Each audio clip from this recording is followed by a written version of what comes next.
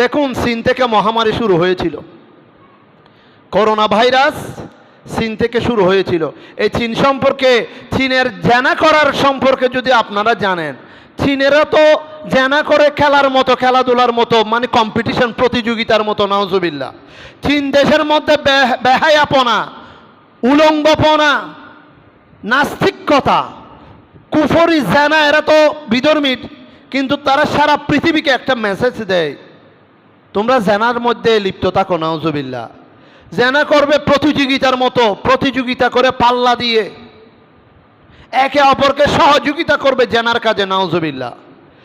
সেই চীন দেশ থেকে করোনা ভাইরাস শুরু হয়েছিল। হাদিসে পাকের মধ্যে আছে, সহিহ হাদিস ইবনে মাজাহ শরীফের, যখন জেনা বেবিচার বেড়ে যাবে তখন মহামারী আসবে, বড় বড় মহামারী আসবে, যে মহামারীর কারণে অগণিত অসংখ্য লাইন ধরে মানুষ মারা যাবে। নাউজুবিল্লাহ। মারা তো গেছে, আল্লাহু আকবার, নাউজুবিল্লাহি মিন যালিক, মারা গেছে। শুধুমাত্র যারা নামাজি, কালামি, আল্লাহ ওয়ালা, ফরহেজগার, মুত্তাকি, ইমানদার মুসলমান, মসজিদের ভিতর আল্লাহর রহমত ছিল, বরকত ছিল। আল্লাহু আকবার। মসজিদের 5 ওয়াক্ত নামাজি, 5 ওয়াক্ত নামাজিদেরকে করোনা ভাইরাস আক্রান্ত করে নাই। মসজিদ থেকে সংক্রমিত হয়েছে, আক্রান্ত হয়ে মারা গেছে, এমন রিপোর্ট কেউ করতে পারে নাই। 2-2.5 বছরের মতো স্থায়ী ছিল, কেউ এমন রিপোর্ট তৈরি করতে পারে নাই, কারণ এটা আল্লাহর দয়া। সুবহানাল্লাহ, আল্লাহু আকবার। তো সুতরাং বলতে চাই, যখন জেনা বেড়ে যাবে, বেবিচার বেড়ে যাবে, তখন ওই দেশের উপরে, ওই দেশের দশের উপরে মহামারী আসবে। তাহলে মহামারী কেন আসে আপনারা বুঝলেন। মহামারীর সূত্রপাত কিভাবে, কোনখান থেকে, কোন জায়গা থেকে মহামারীর সৃষ্টি হয়? জেনা বেবিচারের বাজার থেকে, মার্কেট থেকে। ওই বিভিন্ন রকমের, যেখানে কুলসিরু ফিল আরদ, আল্লাহ সফর করার জন্য, ভ্রমণ করার জন্য, সফর করার জন্য, ভ্রমণ করার জন্য আমাদেরকে নির্দেশ দিয়েছেন কোরআনে পাকের 2টি জায়গায়। সফর করার সুন্নাত, এই সফরকে নষ্ট করেছে বিভিন্ন রকমের সরাইখানা, বেহায়াপনাখানা,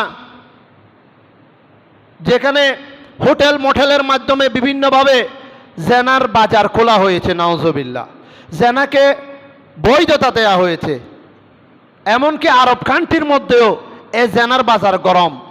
যার টাকা আছে সে বৈধভাবে, বৈধতা দিয়ে, দেশের ট্যাক্স দিয়ে বৈধভাবে নাকি এটা ব্যবসা। নাউজুবিল্লাহ। এটা হারাম ব্যবসা, যেটার উপর খোদার লানত।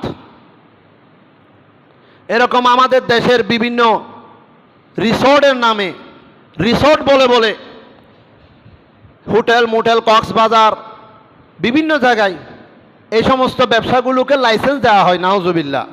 লাইসেন্স সরকারিভাবে তাদেরকে বৈধতা দেওয়া হয়, গ্যারান্টেড দেওয়া হয়, বিনিময়ে প্রশাসনকে কিছু টাকা পয়সা দিবে। এগুলি মিডিয়ার মাধ্যমে আমরা হরদম, হার ওয়াক্ত দেখতে পাচ্ছি।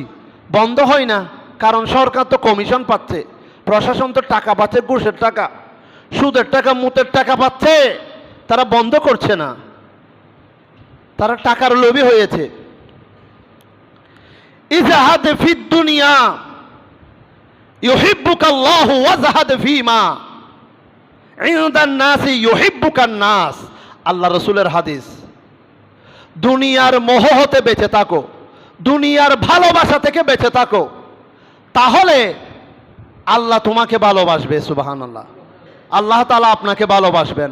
দুনিয়ার ভালোবাসা, দুনিয়ার লোভ লালসা, দুনিয়ার স্বার্থ, দুনিয়ার ভিতরে পাগল হয়ে ফানা হয়ে যেও না, দুনিয়ার প্রেমে উদ্ভাসিত হইও না, মরে যেও না দুনিয়ার ভালোবাসায়।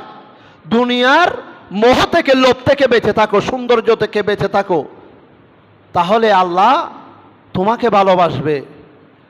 আর যদি মানুষের নিকট কিছু চাওয়া থেকে, পাওয়া থেকে বেঁচে থাকতে পারো, সাধারণ মানুষ, দেনেওয়ালা আল্লাহ, আল্লাহ রসুল দেনেওয়ালা আল্লাহ, कौन देता है देने को मुँह चाहिए, देने वाला अल्लाह है सच्चा हमारा नबी। सुबहान अल्लाह। इन्नमा अना कासिमुन वल्लाहु युअती। निश्चय আল্লাহ দাতা, আল্লাহ দাতা, বন্টনকারী আমার নবী। সুবহানাল্লাহ।